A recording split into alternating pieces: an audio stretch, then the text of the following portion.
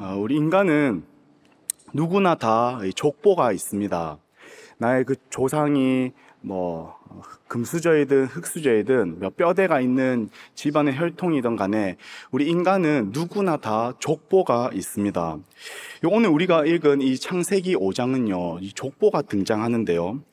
이 창세기 5장은 아담에서부터 노아까지 이르는 이 아담의 족보를 쭉 설명하고 있습니다.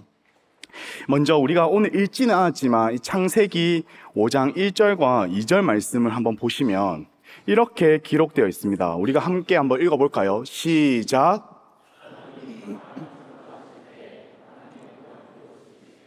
남자와 여자를 창조하셨고 그들이 창조되던 날에 하나님이 그들에게 복을 주시고. 이는 이 창세기 1장 26절에서 28절의 말씀을 반복하면서 하나님께서는 사람을 자신의 형상을 따라 남자와 여자로 창조하셨음을 강조합니다. 그렇다면 창세기 5장에서 등장하는 족보가 무엇을 보여주는가? 인간에 이어지는 이 각 세대가 하나님의 형상으로 창조되어진다는 것을 드러내고 있습니다. 창세기 5장의 아담의 족보를 쭉 보시면 이 다른 족보들과 달리 어떤 특징이 있습니다. 그게 뭔가? 낳고 죽고 낳고 죽었다라입니다. 이 출애굽기나 역대하, 이 마태복음에 보면은 이러한 데는 낳고 죽고 낳고 죽었다라는 말은 등장하지 않습니다. 누가 누구를 낳고 누가 누구를 낳았다라는 이 말은 오로지 이 창세기에만 등장하고 있다는 것입니다. 연속해서 이 장자 외에 자녀를 낳은 것을 소개하고 몇 세까지 살았고 몇 세에 죽었다고 말하고 있죠. 어떤 사람이 나타나더라도 낳았고 죽었다라고 매듭을 짓고 있습니다. 여기서 우리가 살펴볼 단어는요, 죽었다라는 이 말입니다. 여기서 죽었다라는 이 말은 이 인간의 원죄의 모습, 죄에 대한 형벌이 인간에게 주어졌음을 우리는 알 수 있습니다.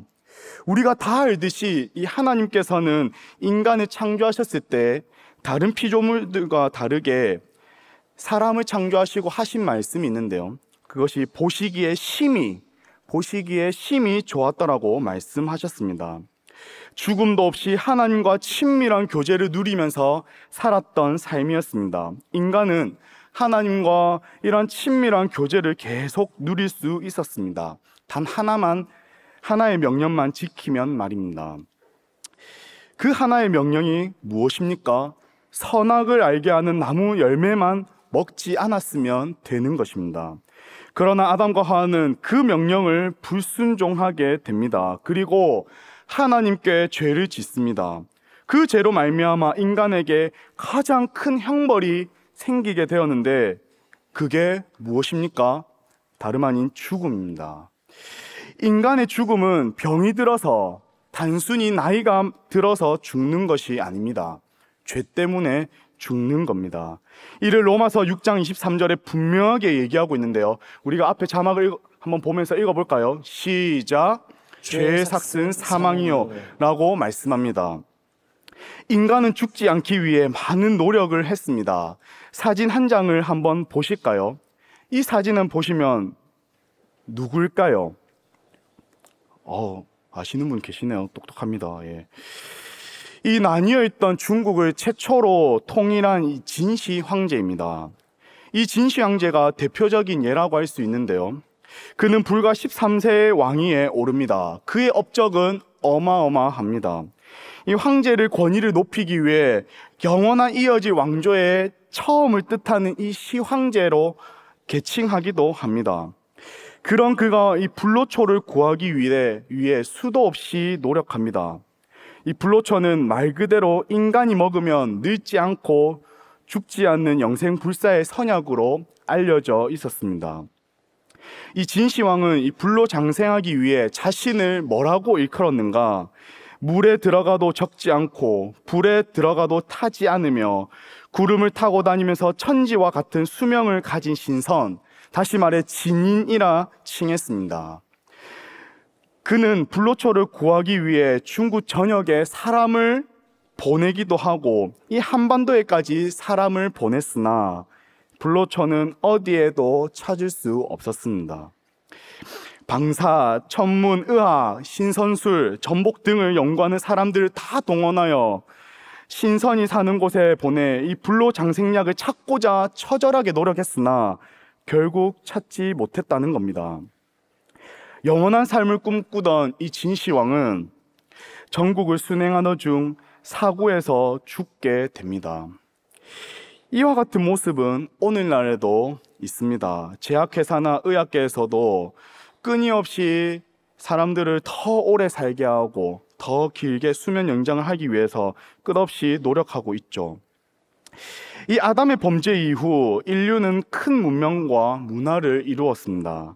하지만 죄로 인해 모든 인간은 생을 살다가 무조건 죽음을 맞이하게 되었습니다.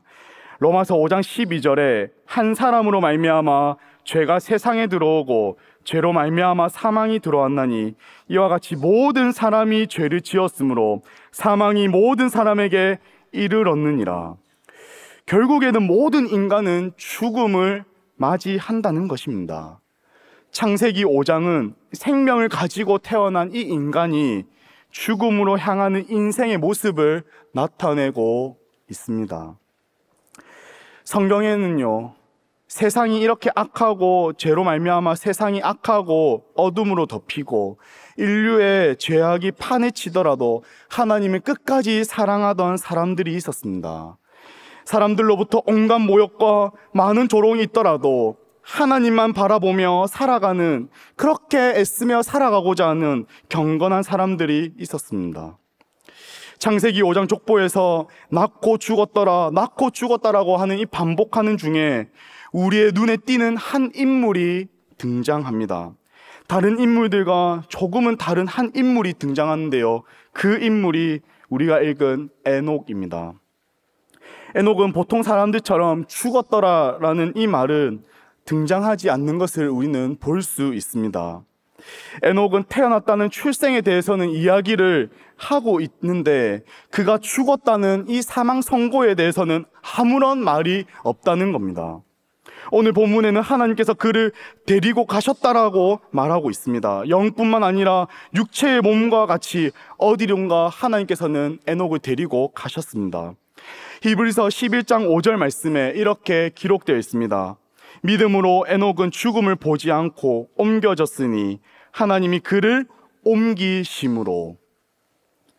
이것을 볼 때 이 히브리서 기자가 이 말씀을 통하여 우리에게 들려주고 싶은 얘기가 뭔가, 이것을 볼 때 우리의 인생은요, 단지 죽음으로 끝나지 않는다는 것을 볼 수 있습니다. 죽음 뒤에 또 무언가가 있다는 것입니다. 믿음의 동역자 여러분, 에녹은 어떻게 죄의 형벌인 죽음이라는 이 저주를 경험하지 않고 하나님이 그를 데리고 가셨을까요? 단순한 그의 삶에서 특별한 은혜가 무엇이었는지 우리는 오늘 본문을 통하여 우리의 두 눈이 주목하게 하는 단어가 있습니다. 그게 창세기 5장 22절과 24절에 나오는데요, 다름 아닌 동행입니다. 동행. 하나님과 동행했다고 두 번이나 말하고 있다는 것은요, 그의 삶이 하나님과 전적으로 동행하면서 살았다는 것을 강조하고 있는 것입니다. 인간의 비극은 하나님과 동행을 거부로부터 시작해왔다고 해도 과언이 아닙니다.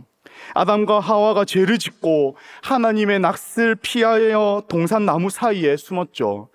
하나님과 동행하는 것을 거부한 것입니다.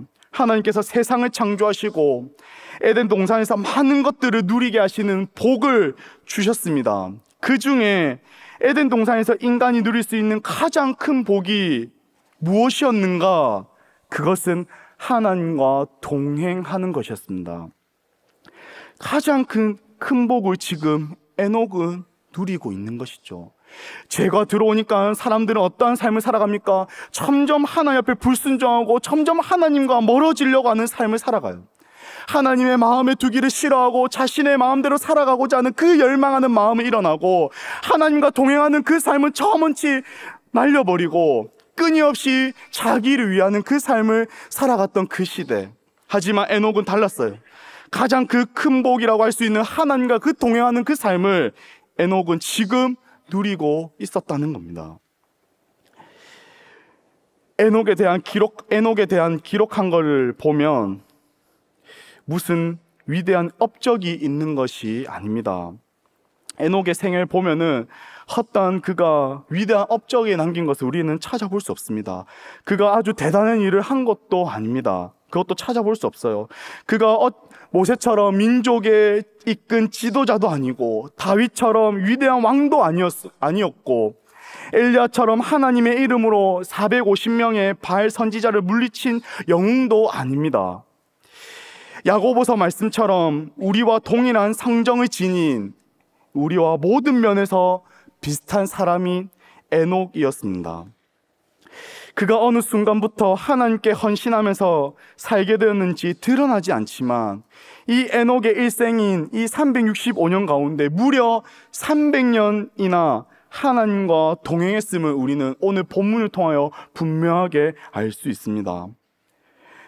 에녹은 자신의 일생을 어떤 모습으로 살아갔는지 알 수 있죠. 자신의 삶 자체가 하나님께 초점이 오롯이 맞춰져 있었습니다.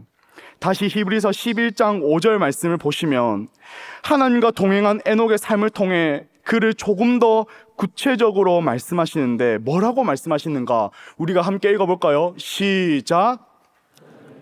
하는 자라. 하나님을 기쁘시게 하는 자라. 이러한 증거를 받은 사람이었습니다.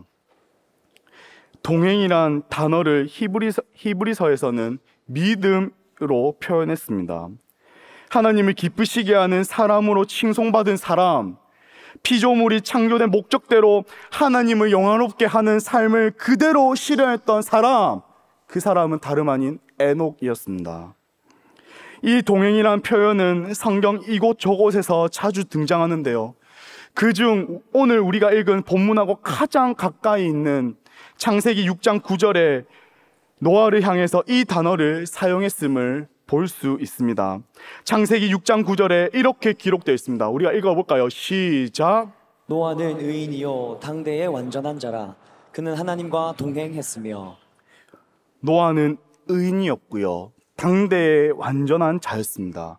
근데 그의 삶은 어땠다고요? 하나님과 동행한 삶을 살았습니다. 노아가 살았던 그 시대가 어떤 시대였습니까?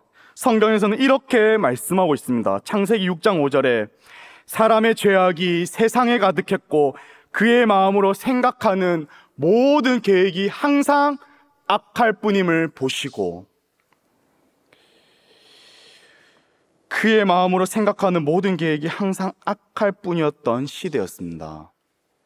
죄악이 가득한 세상에서 자신들이 원하는 모습대로 살아갔던 그 가운데서 노아는 그들과 전혀 다른 삶, 그들과 구별된 삶, 하나님과 동행하는 자였습니다. 에녹 또한 아담의 타락 이후 인류가 점점 죄악으로 물들어갈 때 그는 어두운 밤하늘에 반짝반짝 빛나는 불빛 같은 존재였습니다. 오늘 본문에 등장하는 에녹의 모습은 그 당시와 별반 다를 거 없는 오늘의 현실 가운데 하나님을 믿으며 살아가는 우리에게 어떻게 살아가야 하는지 참 교훈을 보여줍니다. 어둡고 참 막막한 이 현실 속에서 에녹과 같이 하나님과 날마다 동행하며 살아가는 저 여러분들의 삶이 되기를 소망합니다. 그렇게 살아가기를 축복합니다. 그렇다면 에녹이 하나님과 동행할 수 있었던 비결은 과연 무엇이었을까요? 첫 번째로 우리가 한번 읽어볼까요? 시작. 자기 자신을 부인하고 전적으로 하나님께 순종했기 때문입니다. 자기 자신을 부인하고 전적으로 하나님께 순종했기 때문입니다. 순종은 쉽게 말해 상대방을 정적으로 의지하고 따른다는 의미가 있습니다. 나 자신의 모든 부분, 즉 생각이나 마음, 행동 하나하나를 자기에게 맞춰져 있는 것이 아니라 상대방에게, 오늘날 우리에게는 뭐라고요? 하나님께 맞춰져 있다는 것입니다. 동행은 마음이 일치하지 않으면 절대 되지 않습니다.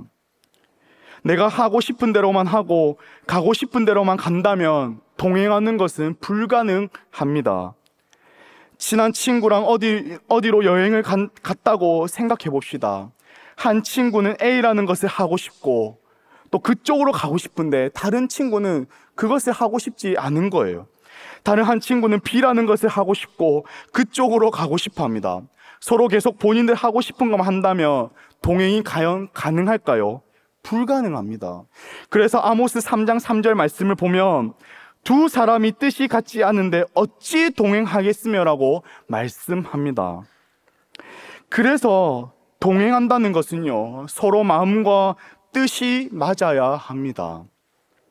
대표적으로 예수님께서 이러한 삶을 사셨죠. 복음서를 보면 예수님께서 잡히시기 전에 이 겟세마네 동산에 가서 기도를 하시죠. 그때 예수님께서 어떻게 기도를 하십니까? 나의 원대로 하지 마시고 아버지의 원대로 하옵소서라고 기도하시죠. 예수님은 공생애 동안에 철저하게 하늘에 계신 하나님 아버지의 뜻에 따라 사셨습니다. 하나님 아버지의 뜻에 따르셨죠. 이러한 모습이 동행입니다. 에녹은 인류가 타락으로 빠져들고 불순종의 길을 걷는 중에 하나님과 이 300년 동안 동행한다는 것은 참으로 놀라운 일입니다. 많은 사람들이 자신의 만족과 쾌락을 쫓아 본인의 소견대로 살아갈 때 에녹은 구별된 자로 하나님만 순종하며 살았습니다. 이는 곧 자기 자신을 부인한 것입니다. 하나님과 동행하기 위해서는 자신이 원하는 것, 자신이 고집을 내려놓을 때 비로소 가능합니다. 내가 하고 싶은 것을 위해서 하나님을 나에게 맞추면 결코 동행할 수 없습니다. 하나님을 나에게 맞추면 안 됩니다. 우리의 신앙생활을 하다 보면 내가 원하는 방향으로 하나님을 맞추려 할 때가 너무나 많습니다. 이거 해주세요, 저거 해주세요, 하나님 나의 이런 요구를, 이런 기도를 응답해 주세요, 나의 이런 요구를 들어주십시오. 하나님을 내 마음에 들도록 바꾸려 할 때가 참으로 많다는 것입니다. 하나님을 단순히 나의 필요만을 채워주시는 분으로 생각할 때가 많습니다. 그렇다 보니 본인이 원하는 쪽으로 되지 않으면 불만이 생기고 신앙생활은 점점 힘들어집니다. 이와 같은 모습은 이스라엘 백성들에게도 있었습니다. 모세를 통해서 이스라엘 백성들에게 항상 함께 하신다고 하나님께서는 약속하셨습니다. 또한 그것을 보여주셨죠. 그래서 하나님께서는 이스라엘 백성들이 갖춰지길 원하셨던 것이 있으셨는데 그게 뭔가 다름 아닌 순종입니다. 하나님은 이스라엘 백성들이 순종하는 훈련이 되기를 원하셨어요. 그런데 그렇게 이스라엘 백성들은 살아가질 않았습니다. 계속적으로 불순종했죠. 출애굽한 이스라엘 백성들은 애굽에서 종살이를 하면서 불순종이 그들 마음에 자리 잡혀 있었습니다. 하나님의 법도와 규례에 순종하지 않고 자신들의 중심으로만 입장 표면을 했습니다. 심지어 하나님께서는 기상천외한 방법으로 그들에게 하나하나 은혜를 베풀어 주셨습니다.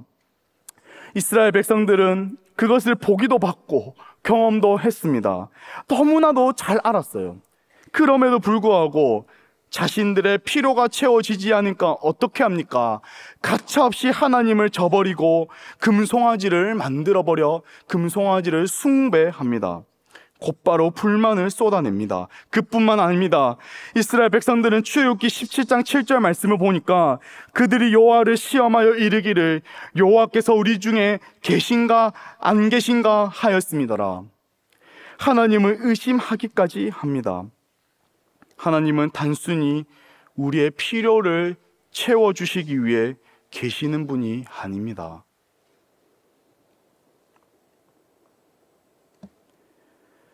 하나님께서 우리의 기도를 응답하셔도 되고 응답하시지 않으셔도 돼요. 하나님은 우리의 경배받아야 될 대상, 찬양받기에 합당할 분이시지 단순히 우리의 필요를 채우시기 위해 계신 분이 아니라는 거예요. 그러므로 불순종은 저주입니다. 왜요? 하나님과의 관계를 멀어지게 하기 때문입니다. 우리를 철저하게 자기 자신을 부인하지 않으면 거룩하신 하나님과 동행하는 것은 불가능하다는 것을 기억하시길 바랍니다. 예수님께서는 말씀하셨습니다. 나를 따라오려거든 자기 자신을 부인하지 않으면 안 된다고 말씀하셨습니다. 그러므로 하나님께 순종하면서 동행하려면 우리 자아는 반드시 죽어야 합니다. 믿음의 동역자 여러분, 철저한 자기 부인이 있기를 축복합니다. 그리하여 하나님께 순종하여 날마다 하나님과 동행하는 기쁨을 누리며 나아가는 저와 우리 청년들 한 분 한 분 되시기를 예수님의 이름으로 축복합니다. 동행할 수 있었던 비결 두 번째는 뭔가? 친밀했기 때문입니다. 동행이라는 것은 그냥 단순히 함께 걷는 것을 의미하지 않습니다. 공간적으로 함께 있다고 해서 그것 또한 동행이라 할 수 없습니다. 동행은 상대방하고 가깝고 매우 친밀할 때 가능합니다. 누구와 함께 진솔한 대화를 나누면서 함께 걸어간다는 것은 친밀한 관계가 그 안에 담겨 있습니다. 관계 안에서 친밀함은 매우 중요합니다. 영국에 유명한 한 일화가 있습니다. 언론사에서 이 전 국민 대상으로 퀴즈 공모를 했는데요. 이 북쪽 최끝단에서 시골 마을에서 북쪽 최끝단의 이 시골 마을에서 런던에 이르기까지 걸어서 한 달여 정도 걸리는 길을 가장 빨리 올 방법을 제시하는 이 당첨자에게 1천만 파운드를 주겠다는 내용이었습니다. 많은 이들이 다양한 방법을 제시했습니다. 어느 누구는 말을 타고 온다, 누구는 자동차를 타고 온다, 누구는 기차를 타고 온다, 누구는 비행기를 타고 온다. 많은 답이 쇄도했습니다. 이 많은 답변이 있었지만 정작 1등 당첨은 무엇이었는가? 어떤 답변이었는가? 답은요, 좋은 사람과 함께 걷는다였습니다. 동역자 여러분, 좋은 사람과 함께 걷는다, 이 안에는 무슨 의미가 담겨 있습니까? 이 마음 통하는 사람과 함께 걷는 것이 아무리 먼 거리라도 짧게 느껴질 만큼 즐거운 시간이라는 의미가 담겨 있는 거 아니겠습니까? 그만큼 나와 마음이 통하는 사람, 내가 함께 걸어갈 때에 진솔한 대화를 나누고 함께 걸어갈 때 대화 나눌 때 즐겁다면 그 아무리 먼 거리일지라도 짧게 느껴진다라는 그런 상징의 의미가 담겨 있는 거 아니겠습니까? 그만큼 서로 간의 관계가 있는데 그 속에 친밀함이 없으면 관계가 제대로 형성이 되어 있지 않은 것입니다. 그래서 제가 어렸을 때 어르신들이 그런 말씀을 많이 하셨습니다. 많은 지인들을 알고 지내는 것보다 아주 친밀한 관계, 자신의 속마음을 있는 그대로 소통할 수 있는 그런 몇 사람이 훨씬 더 값지고 중요하다고 말씀을 해주셨습니다. 이렇게 사람하고도 친밀한 관계를 가지고 살아가는 것이 중요한데 우리 하나님과 친밀한 관계를 누리고 살아간다는 것은 말할 것도 없겠죠. 에녹은 무려 하나님과 300년 동안 친밀하게 지냈습니다. 그 어둡고 혼란한 그 상황 속에서 다른 사람들과 다르게 하나님을 가까이 하면서 친밀하게 지낸 것이죠. 이는 하나님과 친밀했기 때문에 무려 300년간 동행이 가능했던 것입니다. 믿음의 동역자 여러분, 그렇기 때문에 우리가 가지고 있는 이 신앙의 핵심은요, 여러 가지가 있겠지만 친밀함이라고 해도 과언이 아닙니다. 우리가 흔히 어떤 것을 먹는 것보다 누구와 먹느냐가 더 중요합니다. 여행도 마찬가지고 취미 생활을 하는 것도 마찬가지입니다. 모든 생활에서, 모든 활동에서 가장 중요한 것은요, 누구와 함께 하느냐입니다. 그래서 관계의 핵심은 친밀함입니다. 이 친밀한 관계를 얼마나 맺고 있는가가 삶의 질을 결정합니다. 이와 같이 우리의 신앙생활도 동일합니다. 우리의 신앙생활을 하면서 하나님과 친밀하냐 안 하냐는 질이 완전히 달라진다는 겁니다. 이 두 부류의 차이점은 무엇인가? 신앙생활과 종교생활로 나뉘어질 수 있다는 거예요.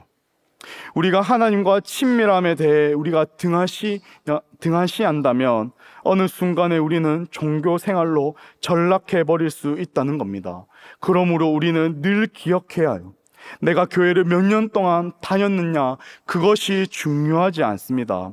하나님과 친밀한 교제를 누리지 않고 있으면 우리는 10년, 20년, 30년 매번 주일에 나왔지만 그냥 주일에 그냥 교회만 들락날락 할 수 있다는 겁니다. 그냥 하나님 앞에 예배하지도 않고 하나님 앞에 경배하지 않고 하나님과 그 끈끈한 하나님과 그 깊은 관계도 없이 그냥 나는 종교 공무원처럼 그냥 종교 생활하는 사람으로 되어버릴 수 있다는 겁니다. 그러므로 우리의 신앙생활은 정체되어 있거나 후퇴하는 것이 아니라 하나님을 더 깊이 알아가야 합니다. 그 깊이를 더해갈 수 있는 것은 하나님과 친밀한 교제를 누릴 때 가능한 것입니다. 그러므로 이 하나님과 친밀하게 지내고 있느냐는 너무나 중요합니다. 다윗을 한번 보십시오. 시편 23편 4절에 이 세상의 삶이 사망의 음침한 골짜기로 다닐지라도 해를 두려워하지 않을 것은 주께서 나와 함께 하심이라고 고백했습니다. 다윗이 이러한 고백을 어떻게 할 수 있었겠습니까? 하나님과 친밀한 관계 가운데 그분과 동행하면서 하나님이 어떤 분인지 잘 알았기 때문에 이러한 고백이 가능한 것 아니었겠습니까? 또 바울을 보십시오. 빌립보서 2장 17절에 나를 전제로 드릴지라도 나는 기뻐하고 너희 무리와 함께 기뻐하니라고 말하고 있습니다. 바울은 빌립보 성도들에게 또한 이렇게 권면합니다. 주 안에서 항상 기뻐하라. 내가 다시 말하노니 기뻐하라라고 권면합니다. 바울의 상황이 좋아서 이렇게 말할 수 있었겠습니까? 그렇지 않습니다. 사도 바울이 이 서신서를 기록하고 보내었을 때 바울은 감옥에 갇혀 있었습니다. 험난하고 고단한 그 상황 가운데, 외롭고 쓸쓸한 그 상황 가운데 바울이 그 상황을 뛰어넘어 이렇게 말할 수 있었던 이유는 하나님과 친밀했기 때문에 바울은 이렇게 권면하고 고백할 수 있었던 것입니다. 동역자 여러분, 하나님과 친밀해지기 위해서 얼마나 애쓰고 노력하고 있으십니까? 여러분들 신앙생활을 너무나도 오래 하신 분이 계시고 또 갓 예수님을 믿은 사람도 이 자리에 있을 것인데, 여러분들은 하나님과 친밀해지기 위해서 하루하루 얼마만큼 애쓰고 계십니까? 내가 해야 할 것은 참 많아. 또 내 눈앞에 펼쳐져 있는 그 분주한 삶을 쳐내기 위해서는 그렇게 아등바등 노력하고 그렇게 애쓰면서 살아가고 있지만, 내 스펙을 위하여, 내 취직을 위하여 그렇게 하루하루 힘을 들여 공들여 살아가고 있지만, 정작 그것보다도 훨씬 더 중요한, 비교조차도 안 되는 하나님과 그 친밀함을 위하여서는 얼마만큼 애쓰며 살아가고 있냐는 말입니다. 에녹은 하루하루 하나님을 더 깊이 알아가기 위해 그는 애썼을 것입니다. 오늘 하루도 하나님의 말씀을 가까이 하고 그 말씀을 따라 살아가려고 하십니까? 그렇게 하고 있다면 우리는 동행하고 있는 것입니다. 그러나 그렇게 하고 있지 않다면 우리는 하나님과 동행하고 있지 않는 삶을 살고 있는 것입니다. 동역자 여러분, 여러분들께 권면하고 싶습니다. 우리 모두가 하나님과 날마다 동행하기를 힘쓰며 나아가는 저와 여러분들이 되시기를 축복합니다. 단순히 우리가 종교 생활이 아닌 하나님과 친밀한 교제 속에서 하나님과 동행하는 그런 은혜가 있기를 간절히 축복합니다. 오늘 본문은 우리가 얼마나 대단한 일을 하면서 살았는지를 말하고 있지 않습니다. 오늘 본문을 통하여 우리에게 주는 핵심 메시지, 우리가 주목해야 할 것은요, 우리가 얼마나 하나님과 동행하였는가입니다. 에녹의 삶을 보면 이 땅에서 얼마나 오래 살았는지가 중요한 것이 아닙니다. 인생을 어떻게 살았느냐가 중요한 것입니다.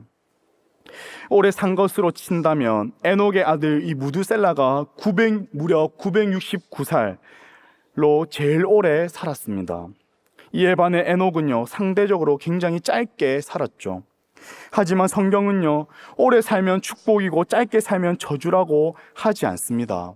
에녹은 하나님을 기쁘시게 하는 자라고 했습니다.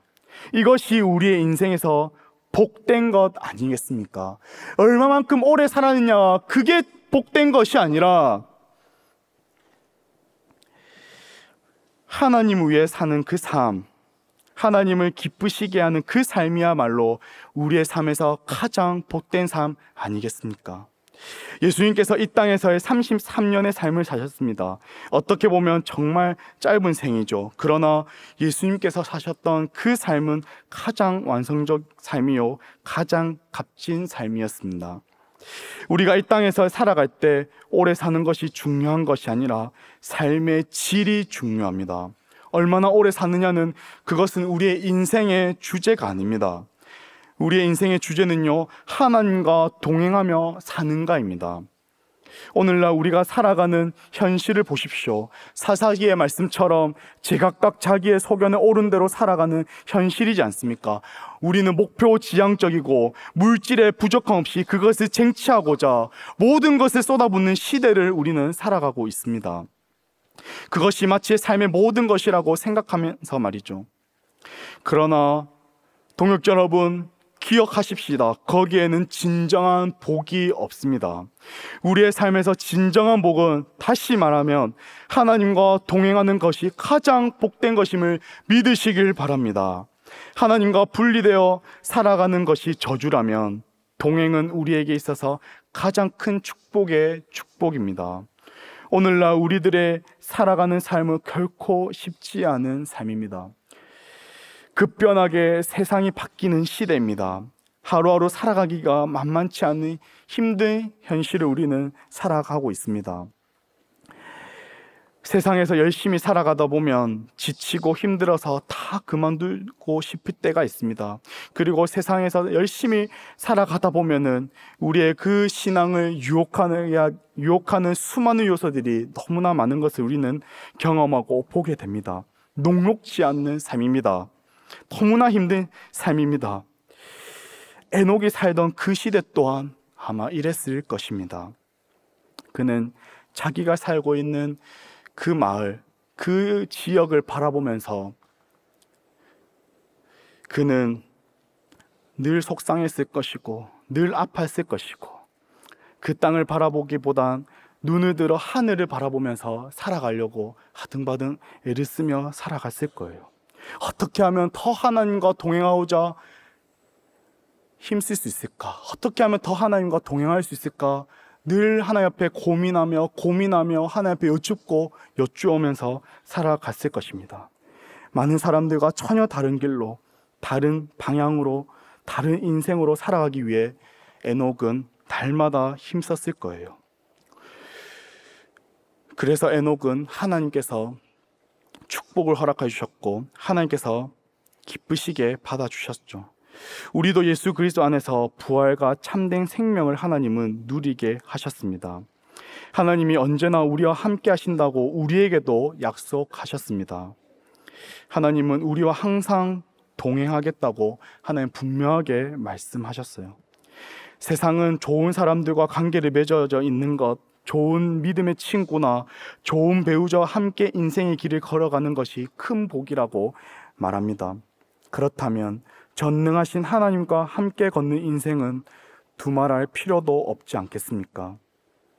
하나님이 우리와 함께 동행하시기를 원하십니다. 혹시나 현재 나의 삶이 하나님과 동행하는 삶이 아닌 세상과 동행하면서 살아가고 계신다면 이 시간에 그것을 하나님 앞에 철저히 내려놓으시길 바랍니다. 이제는 하나님과 동행하는 것을 선택하시기를 바라요. 나의 고집은 내려놓고 그분의 뜻에 순종하며 살아가기로 결단하는 저와 여러분이 되시기를 축복합니다.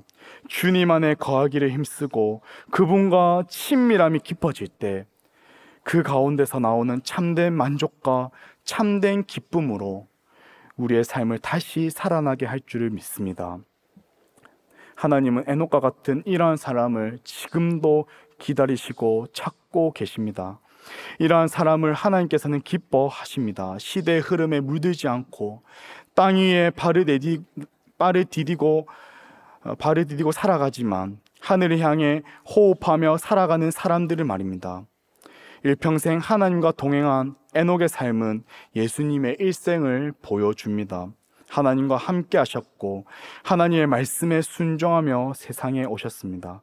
또한 하나님의 나라의 복음을 전하셨고 하나님의 뜻대로 십자가를 지셨습니다.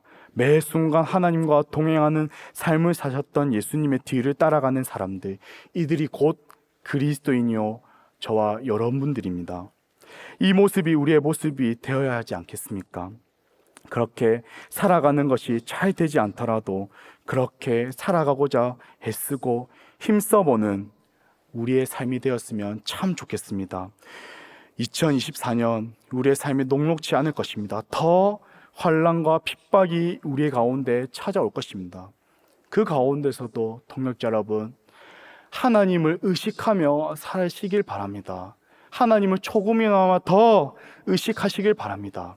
하나님 앞에 조금이나마 더 시간을 내어드려 하나님 앞에 기도하며 사시길 바랍니다. 조금이나마 더 하나님의 말씀을 가까이 하여 하나님의 말씀을 묵상하여 하나님과 동행하는 그 삶을 2024년이 되었으면 참 좋겠습니다. 마지막으로 한 편의 글을 읽고 말씀을 마무리하겠습니다.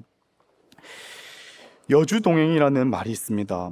이 박윤선 목사님께서 평소 특별한 성도들에게 붓글씨로 여주동행이라는 한자어를 써서 선물하였다고 합니다. 이 여주동행이라는 말은요, 주님과 함께 동행한다는 뜻을 가지고 있습니다. 요한복음 15장 16절의 말씀에 이렇게 말씀하십니다. 너희가 나를 택한 것이 아니요 내가 너희를 택하여 세웠나니 이는 너희로 가서 열매를 맺게 하고 또 너희 열매가 항상 있게 하여 내 이름으로 아버지께 무엇을 구하든지 다 받게 하려 함이라. 우리가 주님을 택한 것이 아니라 주님께서 우리를 택하셔서 동행해 주신다는 것입니다. 주님과 함께 동행하는 삶을 살아가는 것이 우리 모두의 바람이 되기를 바랍니다. 이 바람이 우리의 진정한 바람이 되었으면 참 좋겠습니다. 그분과 친밀한 교제 속에서 함께 걷는 것, 그분께 순종하며 하루하루 주님과 동행하는 그 삶이 과연 기쁘지 아니하겠습니까? 그것을 하루하루 늘 맛보며 살아가는 저와 믿음의 동역자분들 한 분 한 분 되시기를 예수님의 이름으로 축복합니다.